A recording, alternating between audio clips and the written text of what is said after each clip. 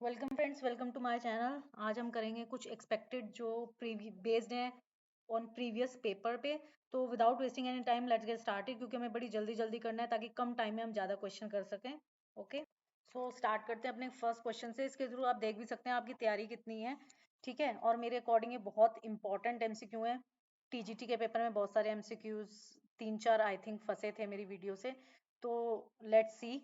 तो first question है 135 kg of corn feeds 45 horses for 8 days. For how long will the same quantity of corn feed 24 horses? वो कह रहा है 135 kg corn के वो फीड करता है 45 हॉर्सेस को 8 दिन के लिए। तो कितना time, how long same quantity, यानी कि 135 kg सेम ही है, 24 हॉर्सों को 24 घोड़ों को कितने दिन के लिए फीड करेगा। तो हम यहाँ पे लिख लेते हैं पहले, क्योंकि क्वांटिटी तो हमारी सेम है 135 kg, तो इससे तो हमें कोई फर्क पड़ेगा नहीं, है ना। तो हम यहाँ लिख लेते हैं हॉर्सेस और यहाँ लिख लेते हैं हम डेज। ठीक है, तो फर्स्ट वो क्या कह रहा है 45 हॉर्सेस, तो हमने लिख लिया 45 हॉर्सेस कितने दिन के लिए फीड करते हैं 45 हॉर्सेस को। 8 दिन में वो खा लेते हैं 135 kg। ठीक है, 45 घोड़े 8 दिन में खा लेते हैं। अब हमने उसने पूछा है कि अगर 45 की जगह 24 घोड़े हों, 24 हॉर्सेस हों, तो वो कितने दिन में खाएंगे। तो हम मान लेते हैं कि वो एक्स डेज में खाएंगे। तो सबसे बढ़िया मेथड जो है इस तरह के क्वेश्चंस का, जो हम एरो मेथड यूज करते हैं। तो अब यहाँ पे देखो, यहाँ पे ज्यादा क्या है, यहाँ पे ज्यादा है 45, तो 45 की तरफ एरो लगा दिया। अब एक सोचने वाली बात है कि 45 हॉर्स तो 8 दिन में खा लेते हैं, है ना। 45 घोड़े 8 दिन में खा लेते हैं। अब घोड़े तो कम हो गए, तो क्या होगा, तो ज्यादा दिन में खाएंगे, ज्यादा दिन तक खाना चलेगा। जब घोड़े कम हो गए भाई, खाने वाले कम हो गए, तो ज्यादा दिन तक खाना चलेगा। तो ज्यादा दिन तक चलेगा जो भी चलेगा, लेकिन इसका मतलब एक्स ज्यादा होगा। तो इसमें जो ज्यादा है उसे ऊपर रख देंगे। तो इसको कैसे लिखेंगे, x upon 8 equals to 45 upon 24। उसके बाद इसको सॉल्व कर लेंगे। ये है एरो मेथड, जो ज्यादा है उसको ऊपर लिखेंगे बस, है ना। इसमें बस आपको यही देखना है कि डायरेक्ट मेथड लगेगा, इनडायरेक्ट वो कैसे पता चलेगा, वो हमें यही देखना है। जैसे हमने देखा कि भाई ज्यादा 45 घोड़े 8 दिन ले रहे, अब घोड़े कम हो गए तो खाना तो ज्यादा दिन चलेगा ना। बस यही देखना है। अब इसे सॉल्व कर लेते हैं। तो ये हमने काट दिया, 8 1 जा 8, 8 से 24 और 3 1 जा 3 और 3 15 जा 45, 15 दिया 45। तो ये first option A 15 days answer correct. Next question. Next question है A complete a piece of work in 4 days. A कोई है जो एक काम को 4 दिनों में करता है और बी उसी काम को 6 दिनों में करता है। अगर वो दोनों मिलके काम करें तो कितने दिनों में काम खत्म हो जाएगा, वो हमें बताना है। ठीक है, तो इस तरह के जो क्वेश्चन होते हैं उसमें हम वन डे का निकाल लेते हैं। जैसे ए कंप्लीट करता है किसी काम को 4 दिन में, तो वन डे में कितना करेगा वो, वन डे में करेगा 1/4। ठीक है, सिंपल। हमें तो अभी एग्जाम पॉइंट ऑफ व्यू से सोचना है, तो हमें फटाफट शॉर्टकट मेथड करना है। वन डे में कितना करेगा 1/4। ऐसी बी वन डे में कितना करेगा 1/6, है ना। अब वो दोनों मिलके कितना करेंगे, तो हम दोनों को मिलके करेंगे, तो मतलब क्या करेंगे, प्लस कर देंगे।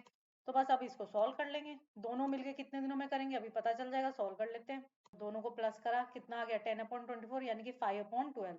तो यानी कि कितने दिनों में करेंगे, इसका उल्टा 12/5 आंसर। 12/5 डेज में दोनों मिलके काम कंप्लीट करेंगे। Next question. नेक्स्ट क्वेश्चन है it is a straight line which start from a fix point and moves in the same direction. किसी भी एक पॉइंट से स्टार्ट होती है और एक डायरेक्शन में, फिक्स डायरेक्शन में, सेम डायरेक्शन में मूव करती है। तो वो क्या लाइन होती है, नहीं। लाइन सेगमेंट होता है, नहीं। रे होता है, यस दैट इज रे। वो रे क्या है, एक स्ट्रेट लाइन है जो स्टार्ट होती है एक फिक्स पॉइंट से और सेम डायरेक्शन में आगे जाती है। नेक्स्ट क्वेश्चन है difference between the square of two consecutive odd number. हमने कॉन्जिक्यूटिव ऑड नंबर ले लिए। ठीक है, वो कह रहा है वो हमेशा डिविजिबल होंगे। तो ऐसे क्वेश्चन में हमें क्या करना है, एग्जाम में फटाफट सॉल्व करके देखना है। भाई स्क्वायर, वन का स्क्वायर वन ही होगा और थ्री का स्क्वायर कितना होगा 9। तो 9 माइनस 1 कितना आएगा 8। फिर अगला भी हम करके देख लेते हैं। 5 का स्क्वायर कितना होता है 25। 25 3 का स्क्वायर 9। 25 माइनस 9 कितना होगा 16। यानी कि दोनों नंबर में पता चल रहा है किससे डिविजिबल जा रहे हैं 8 से। तो answer is 8। Next question find the angle which is 5 time of its complement. हमने मान लिया वो एंगल कितना है x। वो क्या कह रहा है कि वो किसके इक्वल है, वो 5 टाइम्स, यानी कि टाइम्स मतलब मल्टीप्लाई, 5 मल्टीप्लाई किसके, इस कॉम्प्लीमेंट। कॉम्प्लीमेंट क्या होगा, कॉम्प्लीमेंट हो जाएगा 90 माइनस एक्स। बन गई हमारी इक्वेशन। अब हम इस इक्वेशन को सॉल्व कर लेंगे। हमने क्या करा, 5 की 90 से मल्टीप्लाई करी 450 माइनस एक्स से करी 5x। और 5x और इधर आके कितना हो गया, माइनस का है, इधर आके क्या हो जाएगा इक्वल्स टू के, इधर आके प्लस का। तो 6x इक्वल्स टू 450। तो x की वैल्यू कितनी हो जाएगी, x की वैल्यू हो जाएगी 450 डिवाइडेड 60। 6 इधर मल्टीप्लाई का है, इधर आएगा तो किस में हो जाएगा, डिवाइड में हो जाएगा। ये मैं इसलिए बता रही हूँ क्योंकि जो लोग आर्ट साइड वाले बैकग्राउंड से है उनको इसमें भी प्रॉब्लम होती है, साइंस वाले बच्चे तो कर ही लेते हैं। तो इसका आंसर कितना हो जाएगा, तो 6 डिवाइडेड 6 7 जा 42 और 6 5 जा 30, 75 आंसर। इसको डिवाइड कर लेना, 75 आंसर। अब नेक्स्ट क्वेश्चन है, the area of a circular disc दे रखा। एरिया, सर्कुलर का एरिया क्या होता है, पाई आर स्क्वायर, है ना।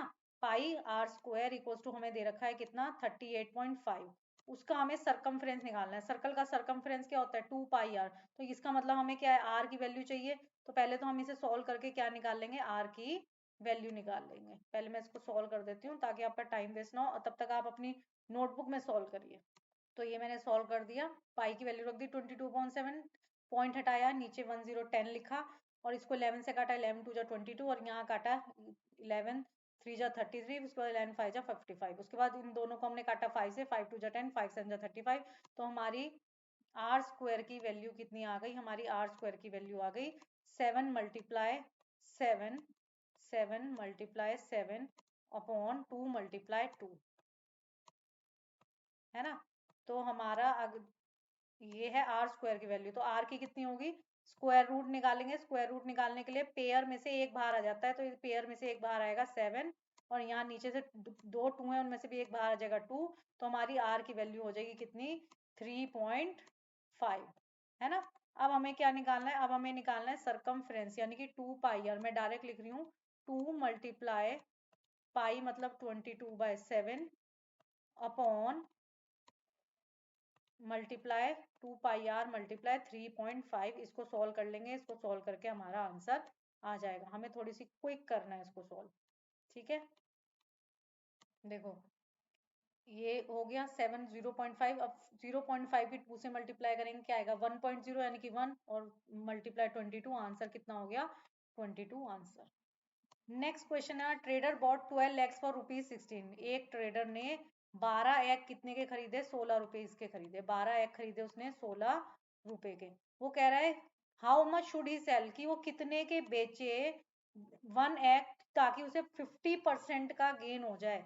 तो भाई 12 एग उसने 16 रुपए के खरीदे, सीधी सी बात है। तो एक एग कितने का खरीदा, एक एग उसने खरीदा 16/12 रुपए का, है ना। 16/12 रुपीज का खरीदा एक एग। अब वो कह रहा है कि कितने, उसने कह दिया प्रॉफिट होना चाहिए 50%। तो हम डायरेक्ट इसमें प्रॉफिट का फॉर्मूला लगा लो। प्रॉफिट परसेंट इक्वल्स टू कितना होता है, प्रॉफिट परसेंट इक्वल्स टू कितना होता है, मैं लिख देती हूँ फॉर्मूला पहले, है ना। Profit percent, profit upon CP multiply हर 100। प्रॉफिट परसेंट उसने हमें दे रखा है, कितना दे रखा है 50। तो हम प्रॉफिट निकाल लेते हैं कितना आएगा, ये भी हमें पता है कितना, पी हमें निकालना है प्रॉफिट, सीपी हमें पता है एक एक का कितना है 16/12। तो 16 नीचे लिखा, 12 ऊपर चला जाएगा मल्टीप्लाई में, और मल्टीप्लाई क्या है 100। इसको सॉल्व कर लेते हैं और पी की वैल्यू निकाल लेते हैं, हमें प्रॉफिट पता चल जाएगा भाई कितने प्रॉफिट है हमारा। बहुत इजी क्वेश्चन है। तो 51 जा 50, 52 जा 100, अब 2 1 जा 2, 2 8 जा 16। अब आगे कट कर देते हैं इसको, 4 3 जा 12, 4 2 जा 8। तो हमारे पास प्रॉफिट कितना आ गया निकल के, हमारे पास प्रॉफिट आ गया कितना भाई, 3/2 प्रॉफिट है हमारा। हमने खरीदा कितने का, 16/12 का। प्रॉफिट हमें कितना चाहिए, 3/2। तो इन दोनों को क्या करेंगे, प्लस कर देंगे, हमारा आ जाएगा एसपी निकल के, है ना। एसपी क्या होता है, सीपी प्लस प्रॉफिट। हाँ तो एक मिनट एक मिनट, प्रॉफिट हमारा 3/2 नहीं, प्रॉफिट हमारा आया कितना, क्योंकि पी इधर है ना, तो ये 2 उधर जाएगा। ये प्रॉफिट हमारा आया 2/3, है ना। इसको भी अगर हम कट करना चाहें कट कर लेते हैं, चलो उसको 4 4 जा 16, ईजी हो जाएगा। 4 3 जा 12, है ना। 4 4 जा 16, 4 3 जा 12। तो ये हमारा हो गया कितना, अब इनको प्लस कर लो, 4/3 प्लस 2/3 कितना हो गया 6/3, है ना। हो गया ना इजी, 6/3। तो आंसर हमारा कितना आ गया, एसपी निकल के कितना आ गया 2। तो हमें 2 रुपए में उसे बेचना पड़ेगा एक एग को। SP is 2। What is the ordinal number of for 3। 3 के लिए ऑर्डिनल नंबर क्या है, ऑर्डिनल नंबर क्या होते हैं, ऑर्डिनल नंबर होते हैं first second third fourth fifth. तो ये थर्ड आएगा। और ये जो ये वाले होते हैं इनको हम बोलते हैं कार्डिनल नंबर। ये भी आ सकता है क्वेश्चन, कार्डिनल। ये है बहुत छोटी क्लास का क्वेश्चन, बट भूल जाते हैं तब तक, तो ये याद रखना है। जो फर्स्ट सेकंड थर्ड होते हैं वो ऑर्डिनल होते हैं, और 1 2 3 होते हैं cardinal number. Okay. Decimal expansion हमें बताना है इसका। डेसिमल एक्सपेंशन देखो हम इसे कैसे भी कर सकते हैं।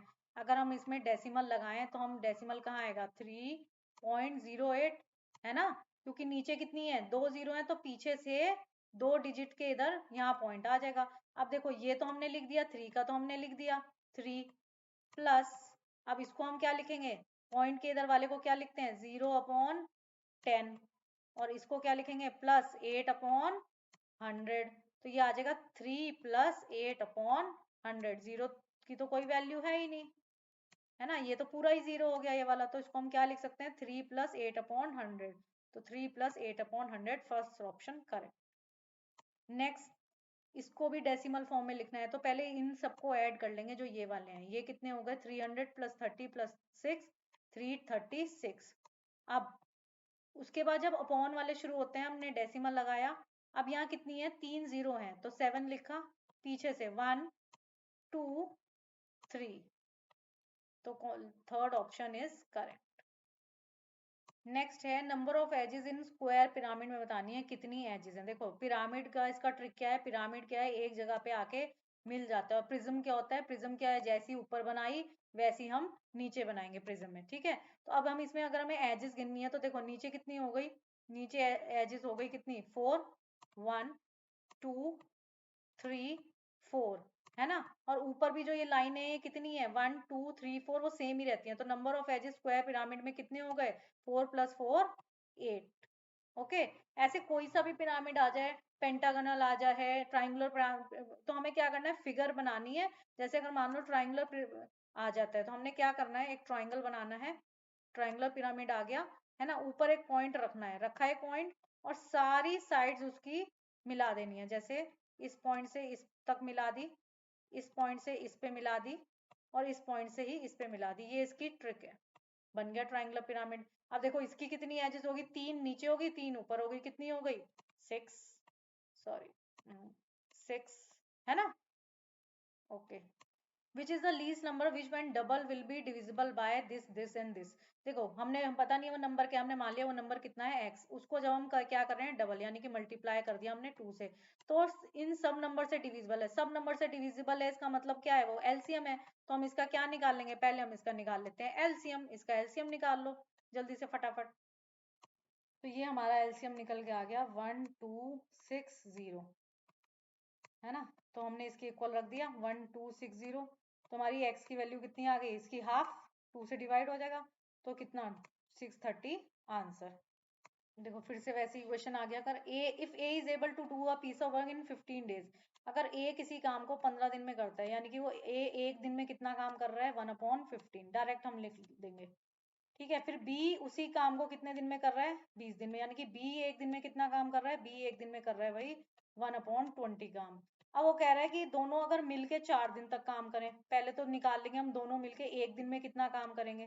तो ए प्लस बी, यानी कि दोनों मिलके एक दिन में कितना काम करेंगे, इनको ऐड कर देते हैं जरा जल्दी से। तो दोनों को ऐड करके कितना आ गया 7/60, यानी कि दोनों मिलके एक दिन में इतना काम करते हैं। तो एक दिन में इतना करते हैं, 4 दिन में कितना करेंगे 4 से मल्टीप्लाई कर देंगे हम इसे। तो 4 × 7/60, है ना, ये कट जाएगा 460 कितना कटेगा, ये आ जाएगा 4 × 1 = 4 और 4 × 5 = 20। तो ये 7/15 आया। 4 दिन में वो इतना काम कर रहे हैं। वो कह रहे हैं what fraction of work left, कितना बचा है, टोटल काम कितना है 1, है ना। तो 1 में से 7/15 तो उन्होंने 4 दिन में कर दिया। तो हमें बताना है कि बचा हुआ कितना है। तो ये कितना हो गया डायरेक्ट 15 - 7, तो कितना आ गया 8/15 आंसर। नेक्स्ट क्वेश्चन है इन अ डिवीजन क्वेश्चन, जो क्वेश्चन है हमारा, क्वेश्चन मतलब जो हम आंसर जो हमारा आता है उसको हम क्वेश्चन बोलते हैं। Question is 4 times the divisor and, question क्या है 4 टाइम्स है डिवीजर के, एंड रिमाइंडर इज कितना है 1/4 ऑफ डिवीजर। रिमाइंडर दे रखा है हमें 1/4 ऑफ डिवीजर, और रिमाइंडर हमें दे भी दिया है कितना 8। तो हमारा रिमाइंडर अगर हमारा 8 है तो 8 4 8 जा 32, तो हमारा डिवीजर डिवीजर या डिवाइजर कितना निकल के आ गया, वो आ गया हमारा 32। अब हमें क्या निकालना है, डिविडेंड निकालना है। ये तो बहुत आसान होता है, हमारा डिविडेंड का फॉर्मूला क्या होता है, डिविडेंड का हमारा फॉर्मूला होता है, इसको मैं यहाँ पे आपको समझा भी देती हूँ। जैसे हम 4 को डिवाइड करें किस, सॉरी 9 को डिवाइड करें 4 से, तो हम क्या करेंगे, हम करेंगे 4 2 जा 8, है ना। तो ये हमारा -1। अगर कभी एग्जाम में फॉर्मूला ना याद रहे तो हम ऐसे भी करके देख सकते हैं क्या, जो ये जिसको हम डिवाइड कर रहे हैं इसको बोलते हैं हम डिविडेंड, जो हमें निकालना है, ठीक है। और ये हमारा होता है क्वोशिएंट, ये हमारा क्या होता है, क्वोशिएंट। और ये रिमाइंडर है तो पता ही है, और इसको बोलते हैं हम डिविजर डिवाइज या फिर डिवाइजर। तो हमारा डिविडेंड देखो इस क्वेश्चन में निकालना है, तो हम क्या करेंगे, क्वोशिएंट और डिवाइजर को मल्टीप्लाई कर देंगे। तो हमारा क्वोशिएंट कितना है, क्वोशिएंट हमारा यहाँ से हम निकाल लेंगे, पहले क्वोशिएंट हमारा निकल के आएगा, क्वेश्चन के अकॉर्डिंग हमारा क्वेश्चन कितना निकल के आ गया 128। तो हमारा डिविडेंड इक्वल्स टू क्या होगा, question multiply divisor 32 plus remainder, remainder हमारा कितना है 8। इसको अब हम सॉल्व कर लेंगे, है ना। देखो यहाँ पे भी तो वही हुआ, डिवाइजर मल्टीप्लाई क्वेश्चन 4 2 जा 8 plus remainder 1 equals to 9 dividend, जिसको हम डिवाइड कर रहे हैं। तो इसको ये अपने आप आगे सॉल्व कर लेना, ठीक है, दैट्स फॉर होमवर्क। अब एक ये क्वेश्चन है, बहुत अच्छा क्वेश्चन है। अगर वो कह रहा है एक्स को हम इंक्रीज करें 20%, एक्स को हमने इंक्रीज कर दिया कितना 20%, तो वो किसके इक्वल हो जाएगा, वाई के, यानी कि 120% ऑफ एक्स, 120% ऑफ एक्स किसके इक्वल है, वाई के, ठीक है। इसको सॉल्व कर लेते हैं पहले, 120% of x equals to y. तो हमने इसको सॉल्व कर लिया, एक्स अपॉन वाई में हमारा रेशो आ गया 5:6। अब वही वो कह रहा है, अब वाई को डिक्रीज करा 50%, तो वाई मान लो 100 था, तो कितना रह गया 50%, है ना। और वो किसके इक्वल रह गया, इक्वल्स टू जेड। तो 50% of y equals to z. तो 50% ऑफ वाई मतलब क्या, y/2, किसी का भी 50% मतलब क्या होता है, उसका आधा। y/2 किसके इक्वल है, वो इक्वल है z के। तो हमारा y और z में रेशो निकल के कितना आ गया, y और z में रेशो निकल के आ गया 2:1। अब इधर एक चीज देखेंगे हम, अब हमें तीनों का पे रेशो निकालना है। देखो x, y और z, ठीक है। x हमारा कितना है 5, तो y हमारा कितना है 6। अब y अगर हमारा है 2, तो z कितना है 1। तो हम इसमें क्या है, एक कॉमन रूल क्या लगाते हैं, ट्रिक इसकी, अगर यहाँ 6 है ना, यहाँ कितना है ना, अगर यहाँ 6 है तो यहाँ भी हमने 6 लिख लिया, यहाँ 2 है यहाँ 2 लिख लिया। अब इन दोनों की ऐसे मल्टीप्लाई कर ली, तो एक्स वाई जेड में हमारा रेशो आ गया 10:2 12:6। हम इसे चेक भी कर सकते हैं, देखो y अपॉन जेड को अगर हम डिवाइड करेंगे तो कितना आएगा 2/1, 2/1 करेक्ट है। और ये तो 10/12 हमें यहाँ से दिख ही रहा था कि है ना, तीनों में। अब वो कह रहा है what percent of x is equal to z, हमने मान लिया a% ऑफ एक्स। ये बहुत इजी रहेगा ऐसे करना, a% ऑफ एक्स किसके इक्वल है, z के इक्वल है। a% of x equal to z, हमारा z कितना है 6, और a% यानी कि a मल्टीप्लाई, और x कितना है हमारा 10 अपॉन 100, % हटाया, नीचे 100 का साइन लगाया, तो कितना किसके इक्वल आ रहा है 6 के, है ना। तो यहाँ से इस जीरो से ये जीरो कट गई, तो a की वैल्यू कितनी आ गई 60% आंसर, ठीक है। अगर आपको मेरी ये वीडियो अच्छी लगी हो then please subscribe my channel and like the video and don't forget to share. ये क्वेश्चन जरूर करके जाइएगा। This is the last question but not the least. Daily अब रोज रात को ऐसी एक मैं सीरीज लेके आ रही हूँ, practice at KVS PRT special for maths. Till then bye bye, do work hard and don't forget to subscribe my channel. Okay, bye bye.